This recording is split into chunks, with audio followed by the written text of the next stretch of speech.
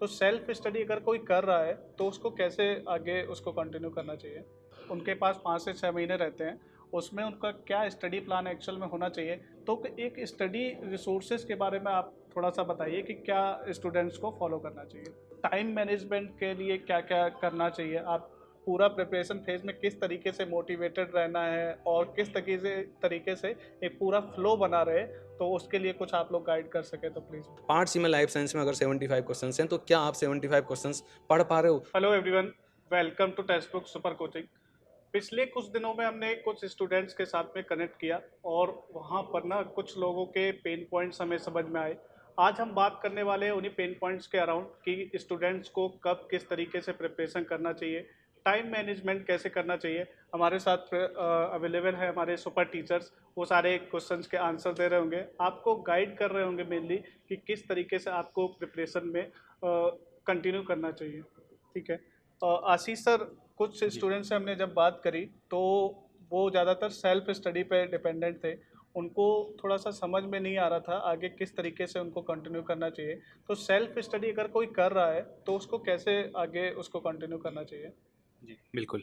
तो self study करना एक बहुत अच्छी बात है, कोई उसमें कोई बुराई नहीं कि आप सेल्फ स्टडी कर रहे हो। लेकिन सबसे बड़ी दिक्कत कहाँ पर आएगी सेल्फ स्टडी में कि आपको ये पता होना चाहिए कि क्या छोड़ना है और क्या पढ़ना है। अब आप अगर कोई रेफ़रेंस बुक पढ़ोगे, भई अगर आप एक सेल्फ स्टडी कर रहे हो तो सबसे बेस्ट है कि आप एक रेफ़रेंस बुक को आप फाइनलाइज़ करो। और उस रेफ़रेंस बुक में भी अब आपको ये ज़रूर आइडिया होना चाहिए कि आपको क्या पढ़ना है और क्या छोड़ना है। अब आप सोचो, अगर कोई एक अच्छी रेफ़रेंस बुक देखोगे तो कम से कम 1200 से 1500 आपके पेज होने वाले हैं। अब उसमें एक छोटे से कंटेंट को लेकर बहुत इलैबोरेट करके चीज़ें दी गई हैं, कुछ हमारे काम की हैं और कुछ हमारे काम की नहीं हैं। तो पहले ये तो जस्टिफ़ाई करो कि आखिर क्या पढ़ना है। ऐसा ना हो कि आप वो पढ़ते चले जा रहे हो जिसमें आपको कुछ फ्रूटफुल नहीं मिलने वाला, जो एग्ज़ाम के लिए बिल्कुल इर्रेलेवेंट है, आप उस पे टाइम वेस्ट कर रहे हो। तो होगा क्या, अगर आपको प्रॉपर गाइडेंस नहीं है, तो सेल्फ स्टडी करते-करते आप एक एग्ज़ाम को निकालने के लिए कम से कम 2-3 साल लगा दोगे और बाद में एनालाइज़ होगा कि आपने क्या कर दिया, आपने तो टाइम वेस्ट कर दिया। तो बेटर ये है कि एक प्रॉपर मेंटरशिप में आप आगे बढ़ें। पहले ये जस्टिफ़ाई करें कि क्या पढ़ना है और क्या नहीं पढ़ना। वो फिर आपके लिए एक बहुत अच्छा फ्रूटफुल आगे के लिए जर्नी के लिए बहुत अच्छा फ़ायदेमंद साबित होगा। ठीक है सर? जी, बिल्कुल। और सर, कुछ लोग स्टूडेंट्स का स्टडी प्लान का बहुत ज़्यादा इशू आ रहा था कि उनके पास 5 से 6 महीने रहते हैं, उसमें उनका क्या स्टडी प्लान एक्चुअल में होना चाहिए? अगर कोई फर्स्ट टाइम अटेम्प्ट कर रहा है, कोई second time, third time attempt कर रहा है, तो दोनों के लिए कहीं न कहीं थोड़ा-सा अलग हो जाता है, डिफरेंट हो जाता है। तो फर्स्ट टाइम अटेम्प्ट करना और सेकंड और थर्ड टाइम अटेम्प्ट करने के लिए क्या स्टडी प्लान एक्चुअल में होना चाहिए? सर एक्चुअली जो पॉइंट अभी आपने उठाया ये काफ़ी इंपॉर्टेंट पॉइंट है बिकॉज़ मेजरली स्टूडेंट्स को यही नहीं पता होता कि उन्हें इस एग्ज़ाम की तैयारी करते हो तो उन्हें किस प्लान का फॉलो करना है। अगर हम इस सीएसएंड एग्ज़ाम की बात करें तो एक स्ट्रैटेजिक एग्ज़ाम होता है ये। इसमें आपको एक प्रॉपर स्ट्रैटेजी के साथ ही आपको आगे बढ़ना पड़ेगा। अदरवाइज़ इस एग्ज़ाम को क्रैक करना अब इतना आसान नहीं रहा बिकॉज़ रिसेंट ईयर में कुछ ट्रिकी क्वेश्चंस भी हमको देखने को मिले इस एग्ज़ाम के अंदर। अब प्लान किस तरीके से आप करोगे? आप क्या फर्स्ट टाइम इस एग्ज़ाम को दे रहे हो, सेकंड अटेम्प्ट है आपका, थर्ड अटेम्प्ट है आपका, तो उसके ऊपर भी चीज़ें डिपेंड करेगी। फॉर एन एग्ज़ाम्पल सर अगर मान लो आप स्टूडेंट का ये फर्स्ट अटेम्प्ट है तो उसे क्या करना चाहिए? तो सबसे पहले तो एक प्रॉपर मेंटरशिप के अंडर उसको आना पड़ेगा, उसके साथ पूरा की पूरा जो कंटेंट आपको मिल रहा है। फॉर एन एग्ज़ाम्पल अगर वो टेक्स्ट बुक सुपर कोचिंग से जुड़ता है, तो टेक्स्ट बुक सुपर कोचिंग के ऊपर आपको पूरा की पूरा कंटेंट आपको एक बार मिल जाएगा। तो इट इज़ नॉट लाइक कि अगर हमने कंटेंट दे दिया तो आपका नेट हो जाएगा, राइट? ऐसा नहीं है। उस कंटेंट को थोरोली आपको पूरा पहले पढ़ना पड़ेगा। अगर ये आपका फर्स्ट अटेम्प्ट है और नेट एग्ज़ाम की आप बात कर रहे हो तो 6 मंथ लगते हैं इसकी प्रिपरेशन में, है ना? 1 महीने में 2 महीने में प्रिपरेशन हो ही नहीं सकती है। तो 6 मंथ्स का टाइम लगेगा, इसमें अप्स एंड डाउन्स भी आएँगे। स्टार्टिंग फेज़ थोड़ा-सा डिमोटिवेट रहता है, लेकिन अब 3 महीने 4 महीने जब लगातार पढ़ोगे ना तो अपने आप कॉन्फिडेंस भी आपको आने लग जाता है ना? और एक प्रॉपर स्ट्रैटेजी के साथ ही आपको पढ़ना है। ऐसा नहीं कि आप सारा सिलेबस कवर कर रहे हो बिकॉज़ सिलेबस बहुत वास्ट होता है। तो जब आप एक प्रॉपर मेंटरशिप में आते हो तो आपको पता होता है कि आपको क्या पढ़ना है, कैसे पढ़ना है, किस तरीके से पढ़ना है और 6 महीने का ड्यूरेशन आपको लगेगा इस एग्ज़ाम की तैयारी करने के लिए। अब सर मान लेते हैं कि स्टूडेंट ने 6 महीने दिए, मेहनत की, उसके बाद वो एग्ज़ाम देने के लिए गया और 5-10 नंबर से वो रह जाता है और अब वो अपना अगले अटेम्प्ट की तैयारी कर रहा होता है। तो नेक्स्ट अटेम्प्ट की तैयारी के अंदर अब वो क्या डिफरेंट कर सकता है? देखो, जब आपने फर्स्ट टाइम तैयारी करी होगी तो आपने अपने नोट्स बनाए होंगे, तो लॉन्ग नोट्स आपके पास हैं। तो जब सेकंड अटेम्प्ट आप जब दे रहे हो तो आप ये मत सोचो कि यार ये चैप्टर मैंने 5 महीने पहले पढ़ रखा था, मैं इसे दोबारा नहीं पढ़ूँगा। नहीं, आपको वो चैप्टर दोबारा पढ़ना है। अपने नोट्स में से पढ़ो, आपके पास कोई लेक्चर सीरीज़ है, वहाँ से लेक्चर्स देखो, लेकिन अपना टाइम नोट्स के अंदर मत वेस्ट करो बिकॉज़ नोट्स आपने ऑलरेडी प्रिपेयर कर लिए हैं। मान लो कुछ नया पॉइंट आ गया तो उस पॉइंट को आप अपने पहले के नोट्स में ऐड कर सकते हो, और उन्हीं नोट्स से आप अपने शॉर्ट नोट बनाइए अब, है ना। तो वो शॉर्ट नोट्स फिर आपको सेकंड अटैम्प्ट के अंदर ज़्यादा हेल्प कर रहे होंगे, और अगर आपने ये चीज़ें फॉलो की तो आपको थर्ड अटैम्प्ट की ज़रूरत पड़ेगी नहीं। एंड स्टिल अगर ये आपका थर्ड अटैम्प्ट है, फोर्थ अटैम्प्ट है, मान लो चल रहा है आपका, तो डेफिनेटली आप स्ट्रैटेजी के साथ इस एग्ज़ाम को नहीं दे रहे हो, बिकॉज स्ट्रैटेजी के साथ इस एग्ज़ाम को क्रैक करना आई थिंक काफ़ी ईजी है सर। तो आपको एक प्रॉपर स्ट्रैटेजी के साथ ही यहाँ पर चलना पड़ेगा। बिल्कुल, स्टडी प्लान इसीलिए ज़रूरी होता है कि आपको एक प्रॉपर एक स्ट्रेटजी मिल जाती है, तभी आप उसको क्रैक प्रॉपरली कर पाते हैं। एक सर कोई भी स्टूडेंट अगर कोई भी एग्ज़ाम की प्रिपरेशन करता है तो उसके लिए स्टडी रिसोर्स बहुत ज़्यादा इंपॉर्टेंट रहते हैं। जैसे सीएसआई नेट की बात करें तो हमने जिन स्टूडेंट से बात करी वो एमएससी के अपनी बुक्स का यूज़ कर रहे थे, और जैसे रिसर्च पेपर से क्वेश्चन कभी आ जाता है तो वो वहाँ से रेफरेंसेस नहीं ले पा रहे थे। तो एक स्टडी रिसोर्सेज के बारे में आप थोड़ा सा बताइए कि क्या स्टूडेंट्स को फॉलो करना चाहिए। श्योर, थैंक यू अखिल। देखो, ये एक बहुत ही इंपॉर्टेंट एस्पेक्ट होता है कि जिस बैटल के लिए हम तैयारी कर रहे हैं उसके लिए राइट वेपन क्या होना चाहिए। अगर हम तैयारी कर रहे हैं सीएसआई नेट एग्ज़ाम के लिए तो सही रिसोर्सेज, सही बुक्स क्या हैं हमारे लिए। रिसोर्सेज तो हमारे पास, अब सपोज अगर हम लाइफ साइंस की या केमिस्ट्री की या फिजिक्स की या किसी भी स्ट्रीम की बात करें, अगर आप सीएसआई नेट को टारगेट कर रहे हैं तो उन सब की डिफरेंट डिफरेंट सब्जेक्ट्स की स्टैंडर्ड बुक्स हैं। एक से ज़्यादा राइटर की भी स्टैंडर्ड बुक्स है। Let's say for example life science में बायोकेमिस्ट्री की अगर हम स्टैंडर्ड बुक की बात करें तो हम लोग जो है लाइक वाइट एंड वाइट है हमारे पास, लेनिंजर है हमारे पास, ठीक है। अब बहुत सारे बच्चे क्या करते हैं कि इन बुक्स से पढ़ना स्टार्ट करते हैं। ठीक है, अच्छी बात है कि स्टैंडर्ड बुक से पढ़ना बहुत ज़रूरी है क्योंकि कंटेंट सही वहीं पर है। लेकिन दिक्कत सामने क्या आती है कि उन स्टैंडर्ड बुक से पढ़ने के लिए अब उन स्टैंडर्ड बुक्स में बहुत सारी एक्स्ट्रा इन्फॉर्मेशंस भी रखी हुई हैं जो कि एग्ज़ाम के पॉइंट ऑफ व्यू से उतनी इम्पोर्टेंट नहीं है। हाँ, आपको लगेगा पढ़ते टाइम कि हाँ बहुत इंटरेस्टिंग है, लेकिन हर इंटरेस्टिंग चीज़ आपका एग्ज़ाम क्रैक नहीं कराएगी।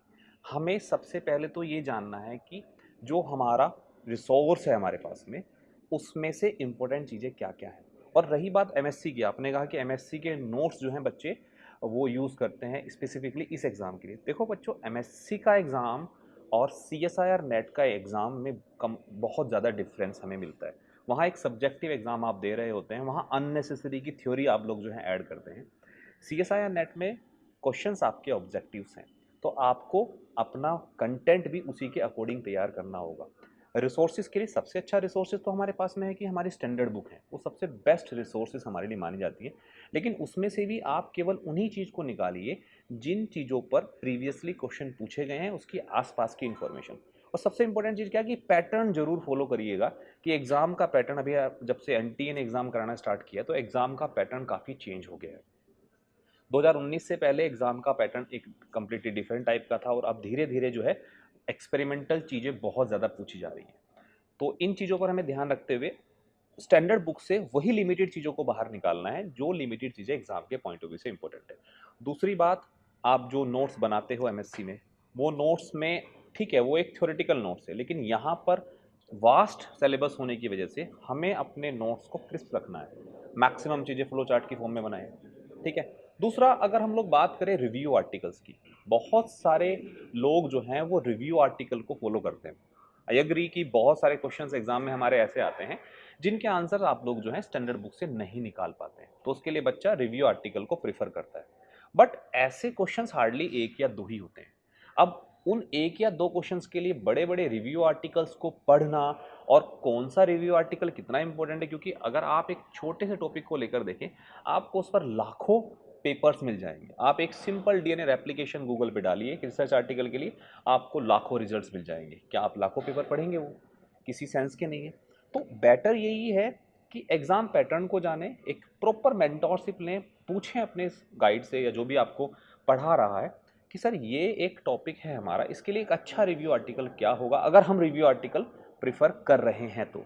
रदर दैन मैं तो सजेस्ट करूंगा कि रिव्यू आर्टिकल ठीक है, 1% क्वेश्चंस के लिए आप 10% टाइम क्यों दे रहे हो। सपोज अगर कुछ नया क्वेश्चन आया भी तो एक क्वेश्चन आएगा, उसके लिए आप जो है इतने सारे रिव्यू आर्टिकल पढ़ के अपने पूरे टाइम का 20% टाइम दे चुके हो, ये कोई सेंसिबल चीज़ नहीं होती। आप उतना ही रिव्यू आर्टिकल से इन्फॉर्मेशन को उठाइए जितना या तो प्रीवियसली पूछा गया है, या अगर उससे कनेक्टेड कुछ चीज़ें हैं, पाथवेज हैं, वो आप वहाँ अपने नोट्स में ऐड ऑन कर सकते हैं। बेस्ट रिसोर्स है आपकी स्टैंडर्ड बुक या जैसे प्रीवियस ईयर के क्वेश्चन, टेक्स्ट बुक भी आपको प्रीवियस ईयर के क्वेश्चन जो है सॉल्यूशन के साथ प्रोवाइड कराता है। वहाँ पर भी जो इन्फॉर्मेशन है वो भी काफ़ी एक्यूरेट हैं और एकदम बिल्कुल टू द पॉइंट्स हैं। तो चीज़ों को टू द पॉइंट्स रखिए, क्रिस्प रखिए, स्टैंडर्ड बुक को फॉलो करिए, उतना ही फॉलो करिए जितना एग्जाम में पूछा जा रहा है। रिव्यू आर्टिकल को आप, अगर आपके पास टाइम है, सपोज आप 1 साल का टारगेट लेके चल रहे हैं, तो then you can go for review article. Otherwise review article में से इंपॉर्टेंट इन्फॉर्मेशन को निकालिए, पूरा रिव्यू आर्टिकल पढ़ने की आपको ज़रूरत नहीं। ठीक है सर।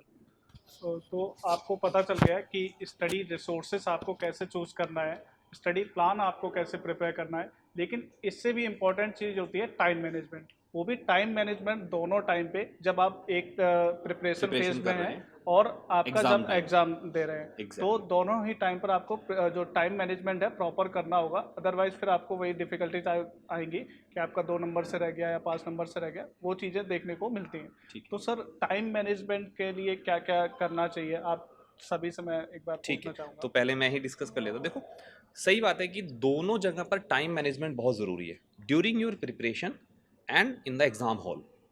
तो ड्यूरिंग योर प्रिपरेशन की अगर हम लोग बात करें, तो किस टाइम पर आपको क्वेश्चंस लगाने हैं, किस टाइम पर आपको कितने टाइम तक पीवाईक्यू सोल्व करना है, कितना टाइम आपको नया कंटेंट पढ़ने में देना है, कितना टाइम आपको रिवीजन में देना है, ये बहुत ही वेल डिफाइंड मैनर में होना चाहिए। ये नहीं कि अगर आप क्वेश्चन लगाने बैठे हो तो पूरा दिन आप केवल क्वेश्चंस लगा रहे हो, उस दिन आपने कुछ भी रिवाइज नहीं किया या कुछ भी नया नहीं पढ़ा।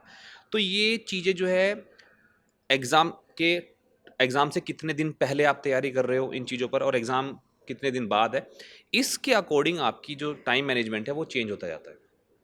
रही बात एग्ज़ाम हॉल में टाइम मैनेजमेंट की, तो एग्ज़ाम हॉल में टाइम मैनेज करना वो तो बहुत ही क्रूशियल है, क्योंकि आज 3 घंटे कब ख़त्म हो जाएंगे पता ही नहीं चलेगा। तो हम लोग क्या करते हैं कि सपोज़ एक क्वेश्चन हमने सॉल्व करना स्टार्ट किया। एक छोटा सा एग्जांपल देता हूँ कि हमारे जैसे लाइफ साइंस में 3 सेक्शंस होते हैं हमारे। सेक्शन ए जिसमें जनरल साइंस के आपके क्वेश्चन होते हैं, कुछ मैथमेटिकल या जनरल बेस्ड क्वेश्चन होते हैं। दूसरा हमारा होता है सब्जेक्टिव, जो सेक्शन बी होता है, जिसमें डायरेक्टली हमारा 2 नंबर का क्वेश्चन पूछा जाता है, और सेक्शन सी जिसमें हमारा 4 नंबर का क्वेश्चन पूछा जाता है। तो अगर हम लोग बात करें कि अगर हम लोग ए सेक्शन से स्टार्ट करें, लेट्स से टाइम मैनेजमेंट के बाद हमारा 180 मिनट मिला है, 50% जो हमारा टाइम है वो सेक्शन सी के लिए, क्योंकि सेक्शन सी हमारा, अगर हम लोग पूरे ओवरऑल पेपर की बात करें तो 200 मार्क्स का पेपर होता है, 180 मिनट हमें मिल रहा है। सेक्शन सी 50% है, तो आप उसको 50% ही टाइम दीजिए एग्ज़ाम में। ये नहीं कि सेक्शन ए आपका केवल 30% टाइम का है, सेक्शन बी आपका जो है सपोज सेक्शन ए सपोज आपका 15% टाइम ले रहा है, सेक्शन बी जो है आपका 35% टाइम ले रहा है, सेक्शन सी आपका 50% टाइम ले रहा है, या 50% मार्क्स वो आपके कैरी कर रहा है। तो जिस अकॉर्डिंग आपके मार्क्स हैं उसी अकॉर्डिंग आप सेक्शन को टाइम दीजिए। बहुत सारे बच्चे क्या करते हैं, सेक्शन ए से स्टार्ट किया, अब वो केवल आपके टोटल वैल्यू का 15% है, आपने 30% टाइम उसमें वेस्ट कर लिया, कोई वर्थ नहीं है। ठीक है ना। तो इसी तरीके से टाइम मैनेज करना बहुत ज़रूरी है। बाकी आशीष सर भी हैं और रजनी सर भी हैं, डिस्कशन करेंगे टाइम मैनेजमेंट को लेकर। आई थिंक सर ने बताया आपको कि एग्ज़ाम हॉल में किस तरीके से टाइम आपको मैनेज करना चाहिए।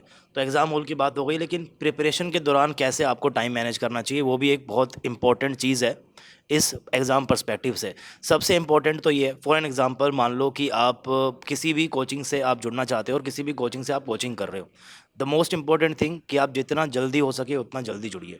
हम ये देखते हैं अपने बैचेस के अंदर भी कि बच्चे ना एग्ज़ाम दिसंबर में है तो वो सितंबर में नवंबर में आते हैं, और उसके बाद वो एक्सपेक्ट करते हैं कि 2 महीने में उनका एग्ज़ाम निकल जाएगा। सो वो नहीं हो पाता, बिकॉज एग्ज़ाम में 6 महीने की प्रिपरेशन तो आपको चाहिए ही चाहिए होती है। तो अगर आप कहीं से कोचिंग भी लेने जा रहे हैं तो आप टाइमली उसको पहले कोचिंग लीजिए। उसके बाद आपको पहले ही पता होना चाहिए कि आपको कौन कौन सी यूनिट पढ़नी है। फॉर एन एग्जाम्पल केमिस्ट्री में देयर आर 39 यूनिट्स, और सभी यूनिट कोई कंप्लीट नहीं करता है। अगर आपको इस एग्ज़ाम को क्रैक करना है तो 29 units are more than enough. तो आपको पहले पता होना चाहिए कि आपको कौन सी 28 यूनिट्स करनी है। प्रॉपर टाइम मैनेज करेंगे और उसके हिसाब से आपको चीज़ें करनी है। फॉर एग्जांपल आपने कोई भी यूनिट को उठाया है तो आप पहले उस पूरे यूनिट को पहले थ्योरी वाइज पढ़िए, उसका थ्योरी पढ़िए, उसके बाद उसके पीवाईक्यूज़ लगाइए। आज की डेट में क्या हो रहा है कि there are so many students, वो पहले पीवाईक्यू लगाने लगते हैं और कॉन्सेप्ट को नहीं पढ़ते हैं, और उनको लगता है कि उनके पीवाईक्यू उनसे हो रहे हैं, उनसे क्वेश्चन बन रहे हैं, लेकिन एक्चुअली के अंदर वो बस वही क्वेश्चन बना पाएंगे जो उनके सामने है। और एग्ज़ाम में आपको एक नया क्वेश्चन ही देखने को मिलेगा। तो ये बहुत इंपॉर्टेंट है कि प्रिपरेशन के दौरान किसी भी चैप्टर के प्रीवियस ईयर क्वेश्चंस आप पहले सारे कॉन्सेप्ट पढ़ने के बाद लगाएं। और अगर कॉन्सेप्ट पढ़ने के बाद आप सारे प्रीवियस और क्वेश्चंस अगर नहीं लगा पा रहे हैं, दैट मीन्स कहीं ना कहीं लैक है कंटेंट के अंदर भी, या फिर आपने चैप्टर पूरा नहीं पढ़ा है। इट इज़ नॉट लाइक कि वो एक क्वेश्चन शायद एक्सेप्शन से आ गया होगा, नहीं, एक्सेप्शन नहीं है, कहीं ना कहीं कंटेंट के अंदर ही कमी है, राइट। तो आप यूनिट वाइज पढ़िए, एक बार में एक यूनिट उठाइए, उसे पूरा कंप्लीट करिए पहले। जैसे अगर एक यूनिट में मान लो 3 दिन लग रहा है तो 3 दिन दीजिए, फिर नेक्स्ट यूनिट को उठाइए, लेकिन अपनी एक यूनिट कंप्लीट कीजिए। पूरा थ्योरी पढ़ना है, प्रीवियस ईयर क्वेश्चंस लगाने हैं, जो आपके एक्सपेक्टेड क्वेश्चन है, जो आपके मेंटोर्स हैं वो आपको कराएंगे, वो करना है, मॉक टेस्ट देने हैं। और मॉक टेस्ट देने के बाद आपको सही टाइम पे उस टेस्ट से सीखना भी है, वो भी एक बहुत ज़रूरी बात है। मॉक टेस्ट कब लगाने हैं ये भी बहुत इंपॉर्टेंट है। There are so many students जो एग्ज़ाम के 1 हफ्ते पहले मॉक टेस्ट लगाते हैं, तो उसका कोई इतना बेनिफिट आपको होने वाला है नहीं, बिकॉज मॉक टेस्ट जनरली क्या होता है ना, उसके अंदर आपके नंबर कम ही आते हैं। तो बच्चे अक्सर उस कम नंबर को देखकर एग्ज़ाम के 1 हफ्ते पहले डिमोटिवेट भी हो सकते हैं। तो मॉक टेस्ट आपको एग्ज़ाम से एटलीस्ट 1 महीना या 40 दिन पहले आपको मॉक टेस्ट लगाने चाहिए, ताकि आपके पास टाइम हो अपने मॉक टेस्ट का जो आपका स्कोर है उसको एनालाइज़ कर सको। एनालाइज़ करने के बाद जो आपकी कमियाँ हैं उसके ऊपर काम करने का भी आपके पास टाइम होना चाहिए। अगर ये सब चीज़ें आपके पास नहीं होंगी तो फिर मॉक टेस्ट लगाने का भी कोई ख़ास फ़ायदा होगा नहीं। तो हर चीज़ प्रॉपर स्ट्रैटेजी के साथ ही करनी है। पहले से पढ़ा होना चाहिए कि आपको कौन सी यूनिट पढ़नी है, किस में कितना टाइम देना है और कैसे पढ़नी है। कंटेंट जैसा कि सर ने बता ही दिया है, पहले अपना कंटेंट इकट्ठा कर लो भाई 3-4 दिन रख के, कि यार ये पढ़ना है, यहाँ से पढ़ना है, ऐसे पढ़ना है, और फिर बस लगे रहो। मेहनत तो करनी पड़ेगी, है ना, कंटेंट तो आपको पहले पढ़ना ही पड़ेगा, उसके बाद ही फिर आप ये चीज़ें कर सकते हो। बाकी आशीष सर इसमें कुछ ऐड ऑन करेंगे? बस थोड़ा सा इसमें ऐड ऑन कर देता हूँ मैं कि भाई ठीक है, सर ने बहुत अच्छा बताया, दोनों सर ने बिल्कुल। तो भाई आप जो टाइम मैनेजमेंट कर रहे हो कि आप अपना पहले कंटेंट तैयार कर रहे हो, फिर उसको रिवाइज के लिए टाइम निकाल रहे हो और साथ के साथ क्वेश्चंस प्रैक्टिस के लिए टाइम निकाल रहे हो, ये तो आपने मैनेज करना ही है। लेकिन इस मैनेजमेंट पर आपको एक कंसिस्टेंसी बना के भी रखनी है कि पता चला आपने 2 दिन 4 दिन तो बढ़िया आपको टाइम मैनेज किया, लेकिन क्या through out the journey of your preparation क्या आपने वो टाइम मैनेजमेंट को कंसिस्टेंसी में कन्वर्ट किया कि नहीं किया। भाई 7 दिन का जोश रहता है, 10 दिन का जोश रहता है, टाइम मैनेजमेंट कर रहे होते हो, लेकिन धीरे धीरे वो टाइम मैनेजमेंट बिगड़ता चला जाता है, रेगुलरिटी कंसिस्टेंसी नहीं है। तो मैं यही कहूँगा कि प्लीज़ आप कंसिस्टेंसी पर भी वर्क करें साथ के साथ, तो डेफिनेटली ये आपके 4-5 महीने की जर्नी बहुत फ्रूटफुल हो जाएगी। Thank you. और एक क्वेश्चन बहुत ज़्यादा आ रहा था कि कुछ स्टूडेंट थे कि पूरा प्रिपरेशन फेज में एक मेंटेन नहीं कर पा रहे थे अपने फ्लो को, और कहीं ना कहीं वो डीमोटिवेट हो जा रहे थे। अगर उन्हें कोई टेस्ट अटेम्प्ट कर लिया, उसमें कम मार्क्स आ गए, तो वो डीमोटिवेट हो गए और वो आगे की प्रिपरेशन को अपना कहीं सही से कंटिन्यू नहीं कर पा रहे थे। तो पूरा प्रिपरेशन फेज में किस तरीके से मोटिवेटेड रहना है और किस तरीके से एक पूरा फ्लो बना रहे, तो उसके लिए कुछ आप लोग गाइड कर सके तो प्लीज़ बताएं। ठीक है, स्टार्ट करता हूँ मैं। भाई डीमोटिवेट इसलिए हो जा रहे हैं, एक तो लोग क्या कर रहे हैं, स्टूडेंट क्या कर रहे हैं, अपने अपने आप को दूसरे स्टूडेंट से कंपेयर कर दे रहे हैं। प्लीज़ मत करें भाई, आपका अपना पोटेंशियल है, दूसरे स्टूडेंट का अपना पोटेंशियल है, उसने कब से जर्नी स्टार्ट की पढ़ाई की वो उसका मैटर है, आपका अपना मैटर है।